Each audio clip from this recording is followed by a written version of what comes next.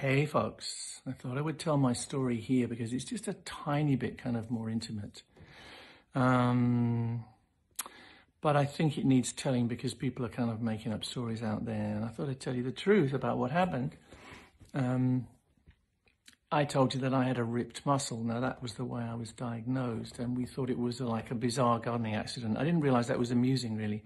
And I kind of forgotten that anything to do with the bum people find amusing. So I got kind of pissed off with all these, Brian May gets a pain in the bum kind of stuff. But anyway, it turned out to be not really the case. I had an MRI, and yes, I did have a rip in my my gluteus maximus. And it's so easy to make a connection. Oh, there's a gluteus maximus.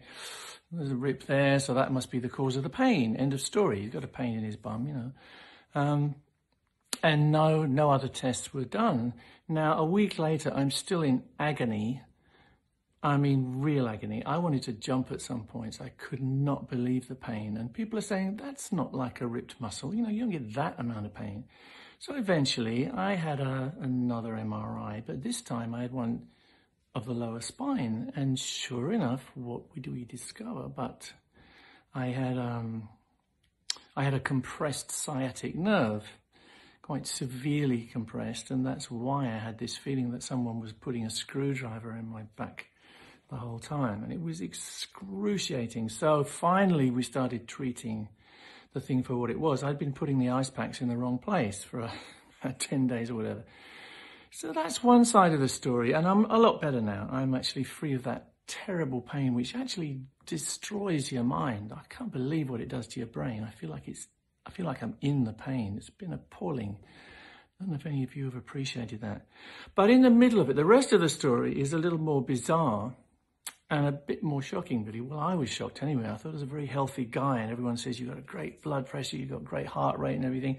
And I keep fit on my bike and everything. Good diet, not too much fat. Anyway, I had in the middle of the whole saga of the painful backside, I had a small heart attack, and I say small, it's not something that did me any harm. It was about 40 minutes of pain in the chest and tightness and that feeling in the arms and sweating, and you kind of know, you've heard, and you think, actually, this is a heart attack. And cut a rather long story short, my wonderful doctor drove me to the hospital himself in his Corniche.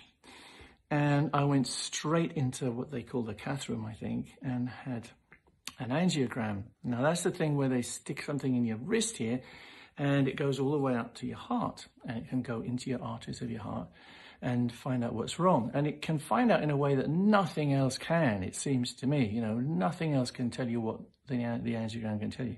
And they looked at me, because you're conscious when they're doing it, they looked at me and said, Bright, I'm sorry, this is a little more complicated than we thought, and we think we should come out of there and we should talk before we actually do anything, rather than just sticking a stent in. So that's what happened, and I went back to a hospital room. I was very lucky to be treated as an emergency case, but I think it kind of was an emergency. But they were very kind. And we talked about it the next day, and there was a lot of pressure because I actually turned out to have 3 arteries which were congested and in danger of blocking the supply of blood to my heart as a valve, as a pump, I should say. And there was a lot of pressure from some quarters to have the open heart surgery, where they saw through your rib cage, really, open you up and open your heart up, and have a triple bypass. A lot of pressure, and a lot of people said, if you don't do this, you're throwing away a terrible, your only opportunity, and you would regret it for the rest of your life. But I had other people telling me, look, you don't need to do this. You can have 3 stents put in, and you can walk tonight or tomorrow morning. So after a lot of thought and deliberation, I opted for the stents. And the next day, actually the same day, I went in there and they did it. And it wasn't that easy, but the only reason it wasn't easy for me was because of the pain, the excruciating pain I had in my leg.